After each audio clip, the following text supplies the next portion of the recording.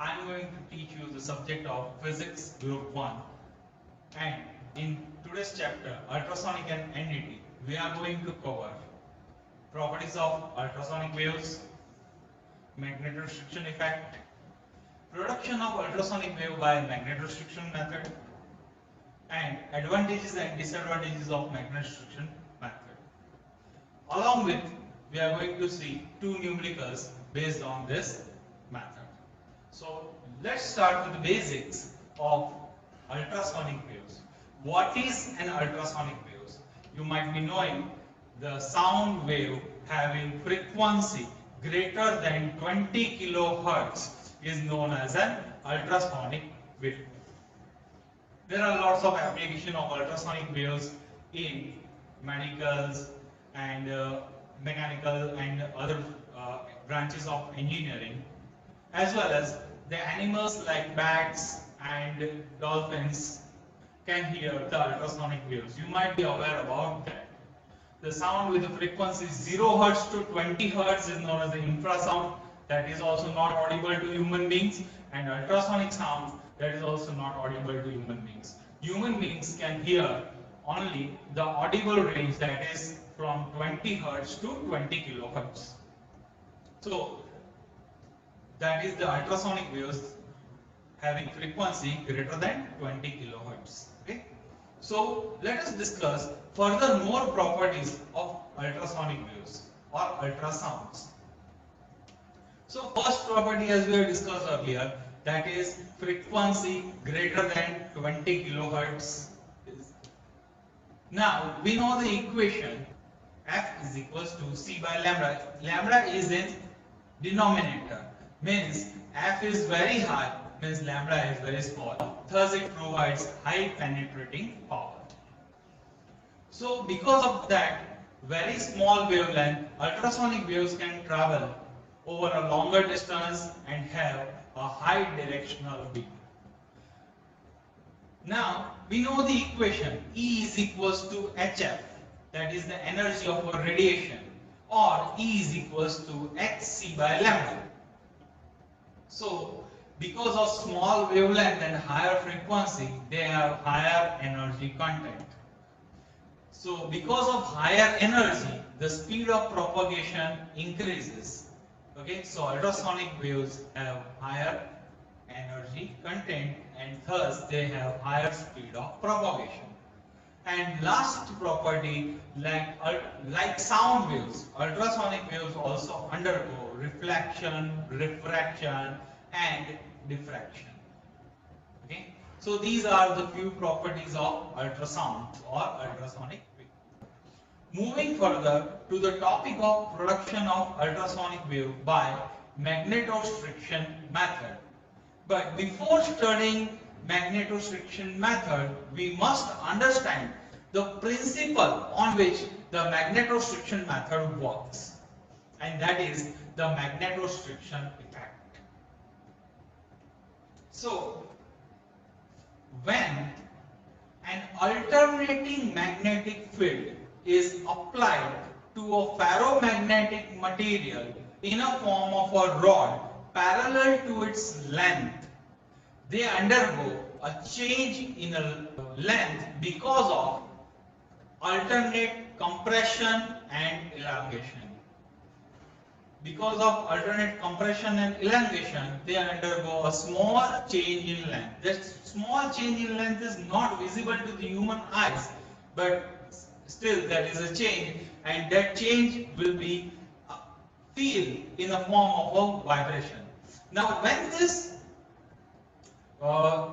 frequency of alternating magnetic field matches the frequency of a rod or the natural frequency of the rod, the resonant conditions occurs, and at a resonant condition the rod starts vibrating vigorously, and because of that ultrasonic sound is produced. This is the base principle, and that principle is known as a magnetorestriction effect. Okay, but if you see the over here, blue color is the north and the red color is the south. What do you mean by alternating magnetic field? Means north south gets reverse. north become south, south become north. So if you try to do it by your hand, by changing the position, okay, north to south and south to north, you cannot reach up to that frequency. You can hardly change it 100 times in a minute maximum. So that will be near about 2 times in a second max to max. But we need a frequency greater than 20 kilohertz. So by mechanical or movement method will not work. So for that we need an arrangement. So that circuit which do the work of alternation of magnetic field is the method of production of ultrasonic wave by magnetostriction method or magnetostriction oscillator. Oscillator oscillates the magnetic field. Okay. So let's move on to the topic of production of ultrasonic wave by magnetostriction method. For that we require a ferromagnetic rod AB. You might be knowing the ferromagnetic material which has the parallel dipoles and they are used for preparing permanent magnets. Permanent magnets are manufactured from ferromagnetic materials. Okay. So we have taken a ferromagnetic rod AB, but it cannot be held in air freely. So a clamp X is applied and on that two inductor coils L1 and L2 are wounded such that they are not connected to each other in a physical manner, but they are connected mutually. Okay? A variable capacitor C1 is connected in parallel to the coil L1, which forms a resonant tank circuit. You might be aware about that LC oscillation circuit. It is the same thing. Okay? Now, one side of the resonant circuit is connected to the emitter of a transistor via battery, and the other end is connected to the collector of a transistor via milliammeter. The coil L2 is connected between the base and emitter of the transistors. So this is all about the construction of magnetostriction oscillator. Now we will see the working of magnetostriction oscillator for production of ultrasonic waves. When the battery is switched on, the resonant circuit L1C1 produces an alternating current of frequency F is equals to 1 upon 2 pi under root L1C1, because of which the rod gets magnetized. And because of magnetostriction effect, its length changes.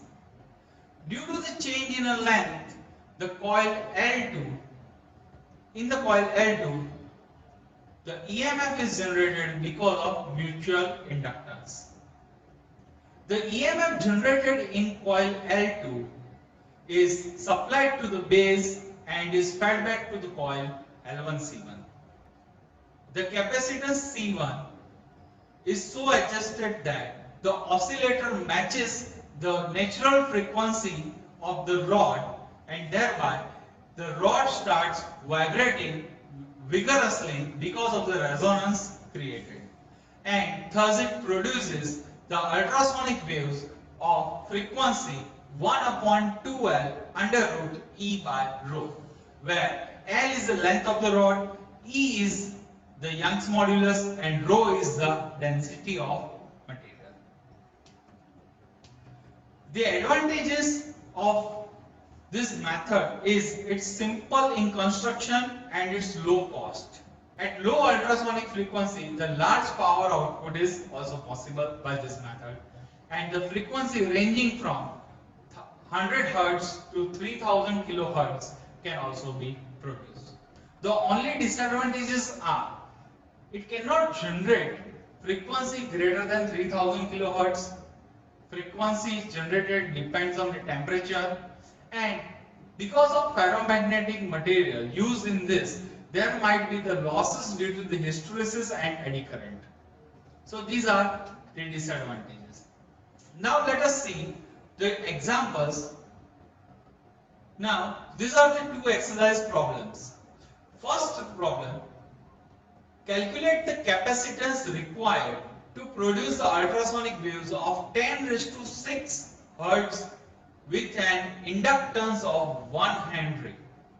So these are the given data. Frequency required is 10 raised to 6 Hertz. Inductor available is 1 Henry. So using the formula F is equals to 1 upon 2 pi under root L1 C1, we can calculate the C1. So that is an easier one. Second, coming to the second point, second problem, calculate the length of an iron rod which can be used to produce ultrasonic waves of 20 kilohertz. Density of iron is given as 7.23 into 10 raised to 3 kg per meter cube, and the Young's modulus of the material is also given, that is 11.6 10 raised to 10 Newton per meter square. So these are the given data. F is given, rho is given, and E is given. Using the formula F is equals to 1 upon 2L E by rho, under root E by rho, we can calculate the length of the rod required to generate this frequency. So this is all about today's lecture. Thanks for watching.